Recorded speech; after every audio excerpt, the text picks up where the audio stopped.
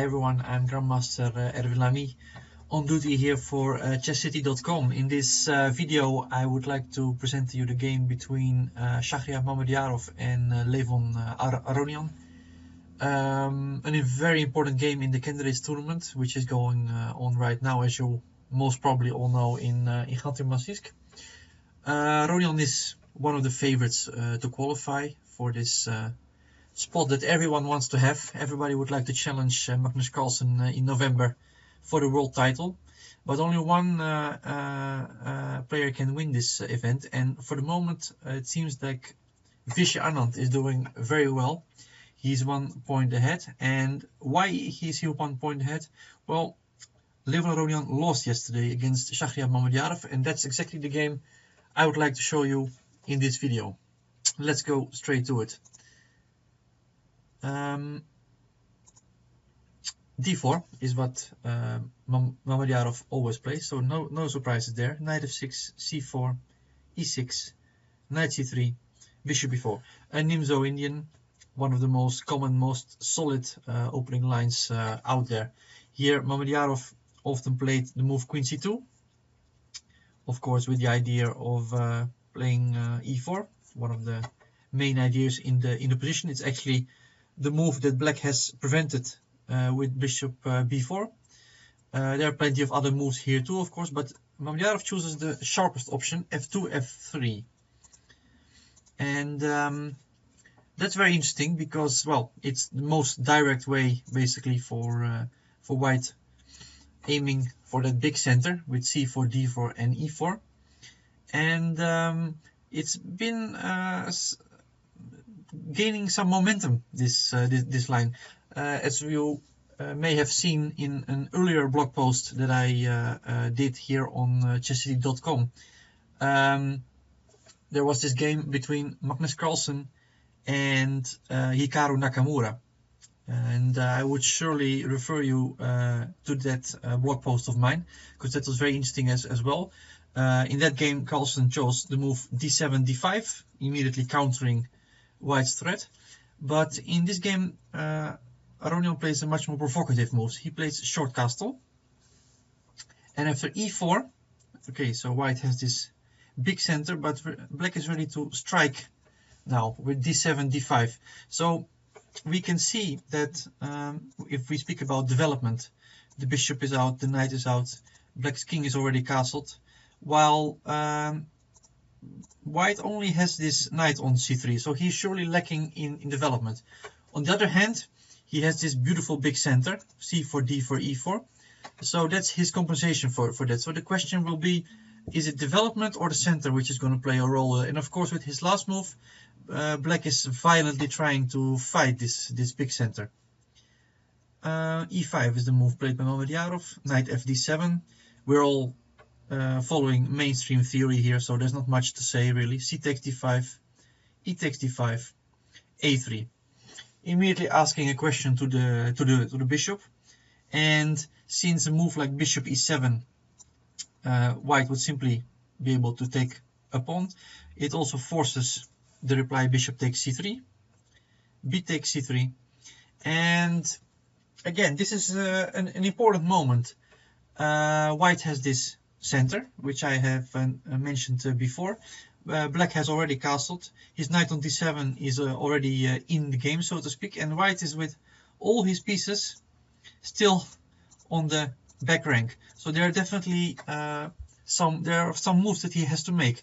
If possible, he would like to put his bishop to d3, his knight to e2, then he would like to castle. Also, another possibility is that he would simply try to play f4 and knight f3, and if he gets the time to make all these moves, then white will have a gigantic advantage. I mean, his center would be stabilized, he would have the bishop pair, so if he gets the time to develop, to stabilize his center, white has a gigantic advantage. But of course, black cannot let that happen, so he has to act fast, and he did so with f6. Immediately asking white a question in the center. Ideally, white would like to play here the move f4, but that's not possible for tactical reasons, because after f takes e5, well, f takes e5 would merely lead to an immediate disaster. Queen h4 check, and after g3 the typical queen e4 check, hitting both the king and the rook, as you can see. So that loses immediately. And if white were to take back with a d pawn, well, this looks excellent. Imagine that we can play knight f3 next, and well, still two bishops. The center is not as big as before, but still it's there. But also here there's a problem. Knight takes e5, and after f takes e5, queen h4 check. White faces very similar problems to the line we just saw before, and after, for example, king d2, queen f4 check, that queen is hitting both on f1 and on d2, so black is winning back his piece with interest. So that makes white's reply of e takes f6 forced. And here is again a very interesting moment. Aronian played queen e8 check. And before I explain why this is a good move, it's maybe good to see what happens if you go knight takes f6, which is of course the move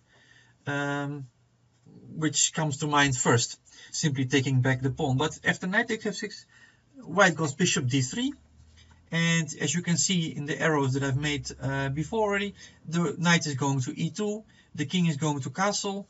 White has these two bishops, and we'll just knight goes to e2, castle, and that f3 pawn is very nice, since it prevents the knight from f6 from actually going anywhere. e4, g4 both are not available, and here white has simply a very pleasant advantage. So with this move queen e8, let's go to the game continuation. It has a very clear directive in mind. For example, if white goes king f2 after check, then knight takes f6 comes under completely different circumstances, because now the king on f2 is rather vulnerable to all kinds of checks on e4, on g4, since the rook is there pinning the pawn. So this is already very dangerous. Another possible way to play is knight e2. But now again, black is ready to take back, and we see that this scheme, this development scheme we saw before with the bishop going to d3, that's simply not possible here. So that king will remain in the center for a very long time. And this is exactly the point of black's move queen e8, a very deep move. He is simply preventing white from developing in the way he would like to. That's why Mamedyarov answered with queen e2, and again a very strong move from Aronian, which we can surely assume is home preparation. Queen f7. Of course, the black's idea was not to take back the pawn and go into this rather depressing endgame where he has to face two bishops and a king side pawn majority for black. His idea is to go queen f7 and say, well, you have just misplaced your queen on e2. My rook is ready to go to e8 to harass your pieces, and you're still lacking horribly behind in development. So queen f7, very precise move. Mamedyarov, he takes the bait, takes on g7, allows rook e8, bishop e3, and knight c6. And this is exactly the position Aronian had been aiming for. He wants to bring his knight to c4 and really seriously harass that bishop on e3. Mamedyarov finds a very good way to play. He plays queen d2. Of course, f4 was interesting in order to try to bring that knight to e5, blocking the rook on e8. But black is just in time with knight f6, knight f3, bishop g4. And now, since the knight is pinned, black is actually much better, because f4 actually created another weakness on e4. The knight is still ready to jump to c4. The rook is horribly strong on e8, and f4 basically doesn't work. The pin prevents white from blocking the e file. He played queen d2. Knight a5 was played by Aronian, of course, with a small threat on b3, so that had to be prevented with rook b1. Now Aronian brings his other knight to b6 with the serious threat, of course, to go to c4 and attack the e3 bishop. That basically forces White's reply, rook b4, knight bc4, and ac4, sorry, that was the game's continuation. And this was, I should go one move back. This is actually the critical position of the entire game, I think. After this move played by Aronian knight ac4, I felt that at least the practical or psychological initiative went to Mamedyarov after he was able to exchange his to give the exchange, which we will see later on in the game. He was clearly in the driver's seat, and he never really let it slip after that. Aronian made a very interesting suggestion in the press conference. He proposed the move c5. Of course, White's reply is forced. He has to take, and now he has a very interesting move d4. So again, Black is up in development, so it makes a whole lot of sense to look at such forced lines where you try to break open White's position, basically.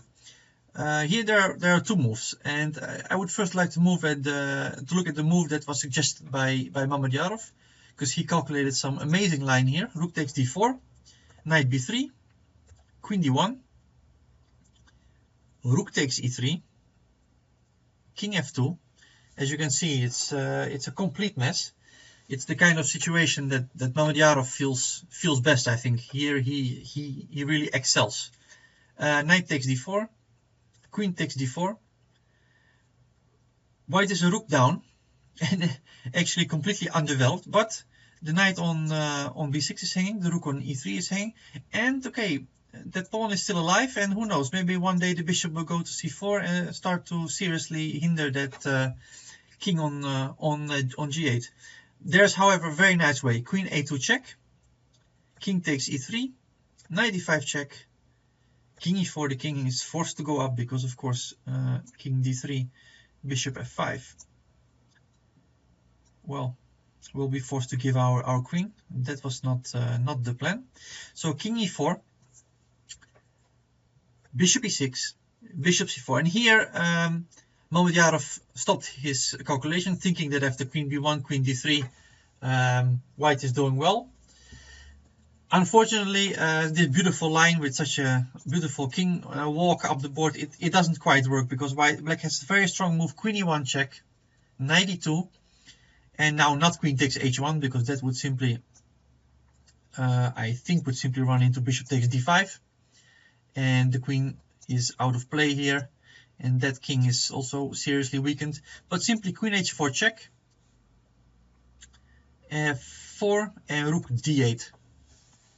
And well, it's not extremely surprising, because generally speaking, I think we all know that the center is not the ideal place for the king in the middle game. And here knight f6 check is a big threat, and it's actually quite impossible to do something about it.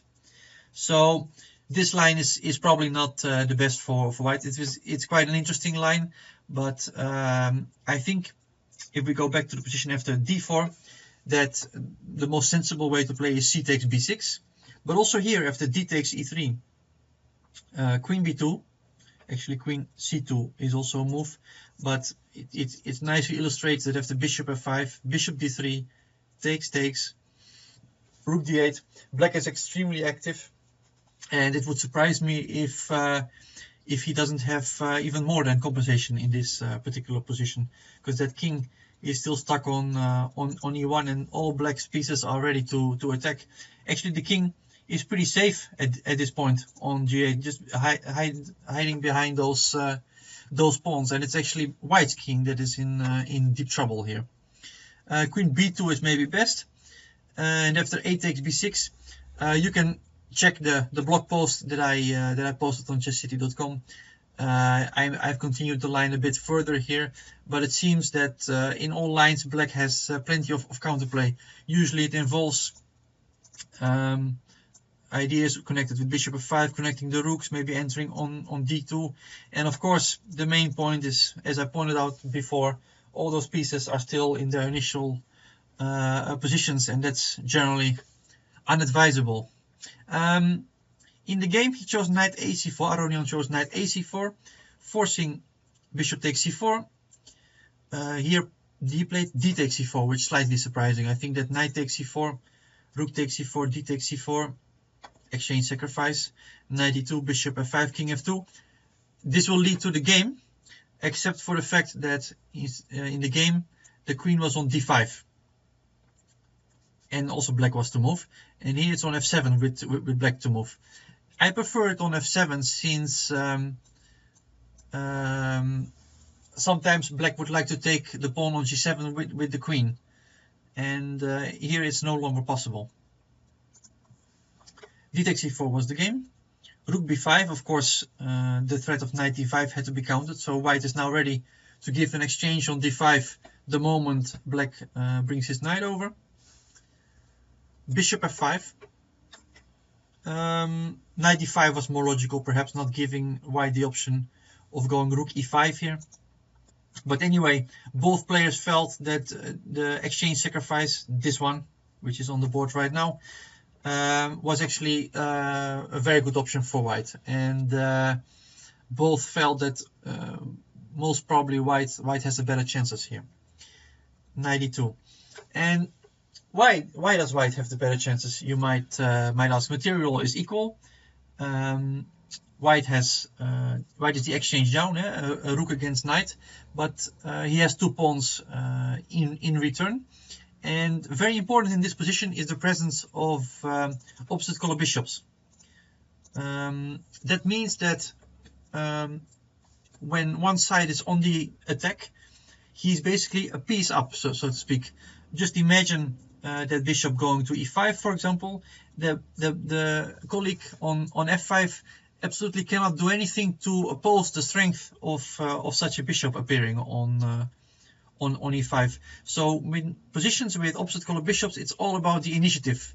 If some side has initiative, he's basically a piece up. And in this game, we will see that the initiative very quickly passes to white. Actually, it's very difficult for black to find a plan in this position, because white is pretty well placed. It's difficult to decipher any clear targets in white's position. And for white, as Mamedyarov played in the game, he played very simple, very strong. He just started to push his h-pawn forward, waiting for the moment when either black would take on g7, or when he would have the chance to even defend the pawn on g7. And of course, if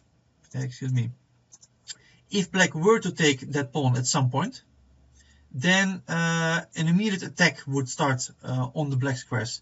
Let's say bishop h6 might come. Also, white can just play slowly with h4. Let me just make a few arrows. h4, h5, h6. The bishop might go to e5. The knight might join. The rook might join via h4. And this kind of attacks, they can develop very quickly, very fast. And like I said, if black is not able to find any counterplay, he might just be run over. And we are going to see something like that happening in the game. In his quest for counterplay, Aronian played a5. As we said, h4. Definitely not the only way to play though, because knight f4, queen f7, d5 is also incredibly strong. The bishop is going to d4, the knight is coming to h5 after preparing it with g2, g4. And well, we can all imagine that king might once the bishop appears on d4 and a knight appears on h5, it is possible to jump to f6, and we might see that king on g8 in very serious issues. So h4 was definitely not the only way. It is, however, a very straightforward way, and it definitely doesn't spoil anything. Aronian continues his play on the queen side. h5 was played by Mamedyarov, and b4.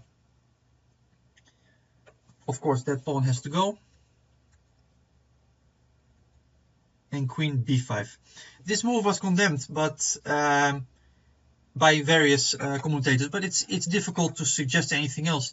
The computer initially liked bishop d3, but after knight f4, queen d6, h6, it's really tough. I mean, these pawns on h6 and g7, they are such a burden for the black king, and white is ready to push d5, bring his bishop to d4, and then, well, basically any white piece appearing here will create trouble. It's like I showed on my in the previous move.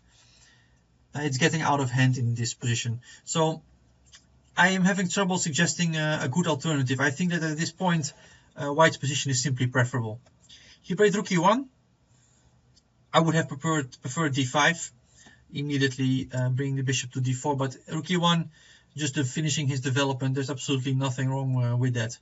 Bishop d3, knight f4, rook a3, d5. This is the moment. So as we can see, all white's pieces have been mobilized. They're all in the game now. And with his last move, d4, d5, that square d4 is going to be vacated for the bishop. And well, in the next few moves, you see Aronian struggling, and he is finding ways to make it life not so easy for white, but he is simply not in time. It's too late. The game is simply over. Bishop b1, small threat on a2, of course. Just interesting to point out that we shouldn't be blundering any queens. King g3, simple solution. c3, queen c1, a useful move because it gains another tempo on this rook before white moves the bishop. Rook b3, bishop c5, rook takes e1, rook takes e1, yeah, queen takes e1, and you see that the king is in big trouble now on g8, because even with a pair of rooks exchanged, the attack is as strong as ever. Queen e6 is the first threat for the moment, and that's why queen d7 is a forced move. h6, there it is, and well, it's not very surprising that black is unable to survive here. Queen f7, knight h5. This was kind of interesting. When I was following the game live, this move it caused quite a stir in the commentary rooms, because the engines were all shouting the move queen e5, preparing knight h5, and after bishop f5, d6 is actually just fine. The move d6 is just fine, but the computer shows the very elegant knight h5, queen takes h5, queen e7. And despite a few checks, for example, check on g6, king f2, another check with the rook, king e3, queen takes h6, f4. Black is slowly running out of checks here. For example, queen takes g7 would be met with queen e8, queen f8, and mate in one. So rook e2 is the best try, but if the king takes e2, queen h5, king e3, the mate on f8 is simply unstoppable. For example, queen f7, queen f7, queen f8, queen takes f8, and a new queen decides. Okay, so that was the computer suggestion, but knight h5 absolutely doesn't spoil anything. Very carefully Mamedyarov calculated and evaluated the ensuing endgame, which we will be about to see now. Bishop g6, very elegant solution here Mamedyarov found, and I'm sure he of course found it already when playing knight h5. He played the move queen e8 check. Very elegant. Queen takes e8 is obviously forced. Now knight f6 comes with check. King f7 is another forced move, and knight takes e8. So if black were to push his c-pawn now, then knight f6 comes. And if queen, we have a small technical issue there, but if the c1 queen, g8 queen, the king is getting mated.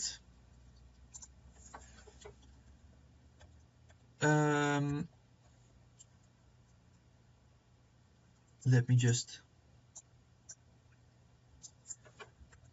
The game continued rook a3, knight f6, rook a8, g8 queen. There seems to be a c1 pawn here, which I cannot remove. Technical issues happens everywhere, but that c1 pawn is not there, of course. Rook takes g8, knight takes g8, king takes g8, and this is the fourth line that Mamedyarov had seen in advance. And this endgame is easily winning, despite the fact that the opposite color bishops are there. King f4, bishop d3, king e5, king f7, bishop e3, bishop f1, g4, and Aronian actually resigned here. For example, let's say you go bishop e2, king e4, c2, just g5, king g6, f4. I'm just making a few sample moves here. Bishop g4, stopping f5, king e5, bishop f5, d6, making a pass pawn, c takes, king takes d6, bishop d3, and now simply king c5. This is a nice simple line to show how white is winning here.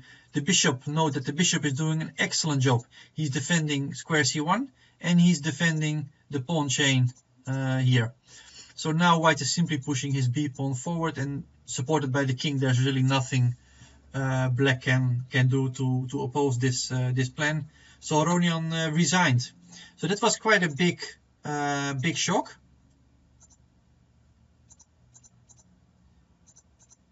A big upset there. And with 5 rounds to go,